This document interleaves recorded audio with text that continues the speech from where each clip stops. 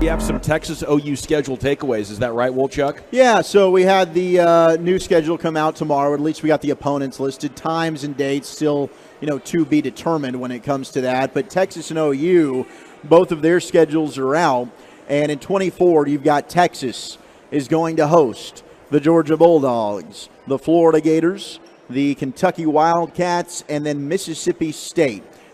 Then they will travel to Texas A&M. 2024, we get back to Kyle Field. The Horns and the Aggies, one of the best rivalries in college football, renewed. They'll also be going to Arkansas, a classic Southwest Conference rivalry. You're talking about Texas, am I right Yes. here? Okay, Texas is one of those things where, the Texas-Arkansas series, I think, is really an underrated one. I'm with you. I think both fan bases, there's some genuine hate between those two fan bases. There is, absolutely. We also have Texas going to Vandy, and then they'll play Oklahoma, of course, at the Cotton Bowl. The Sooners at home in 2024, year one of the SEC. They got Alabama. They got South Carolina. And they've got R.J. Choppy's Volunteers of Tennessee at home. They will go to Auburn, War Eagle. LSU, Oklahoma in Baton Rouge. This is the first time that Oklahoma and LSU have ever met. Usually they meet in bowl games. This is the first time they've ever met in each other's stadium. Another one I'm excited for, Ole Miss. Oklahoma at Ole Miss, I think, is going to be a sneaky fun one with Lane Kiffin. And then they've got Mizzou on the road. So that's how some of that works. I think most of us are going to circle Texas A&M and Texas, and that rivalry getting renewed. And it was interesting. I saw somebody asked this to Jimbo. They were like, look, if you can only keep one rival, the SEC says, hey, you can only keep one rival that you're going to get scheduled every year. Jimbo said for Texas A&M, it would be Texas. I saw some horns, including Derek Eagleton of DallasCowboys.com, Texas alums, that said, hey, if that was posed to Steve Sarkisian, who's the one rivalry you'd want to keep, they'd go with Oklahoma over A&M. They would.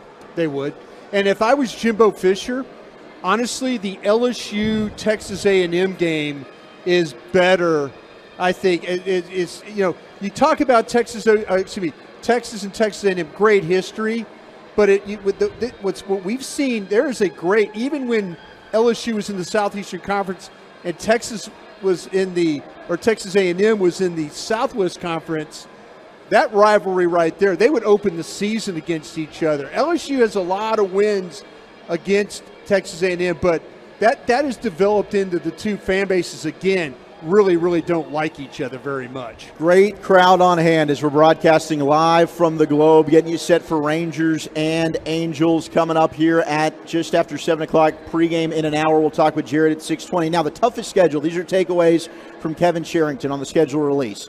Toughest schedule, probably the defending champion Georgia Bulldogs, who are going to play Auburn, Florida, Mississippi State, and Tennessee at home.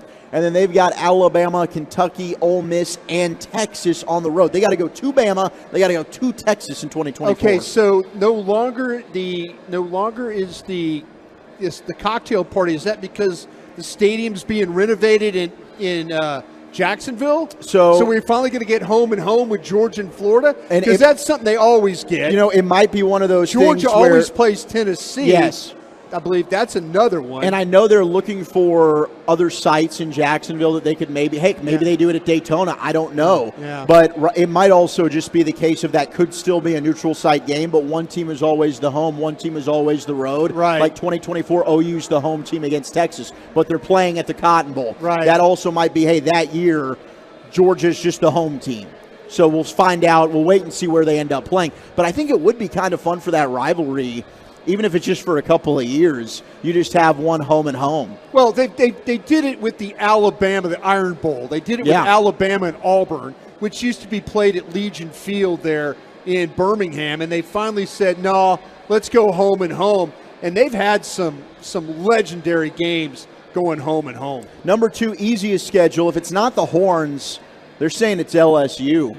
They got Alabama, Oklahoma, Ole Miss, and Vanderbilt at home. Yeah. And then you go to Arkansas, Florida, South Carolina, and, of course, Texas A&M. that sounds like it is much easier than some of the other SEC schools for sure.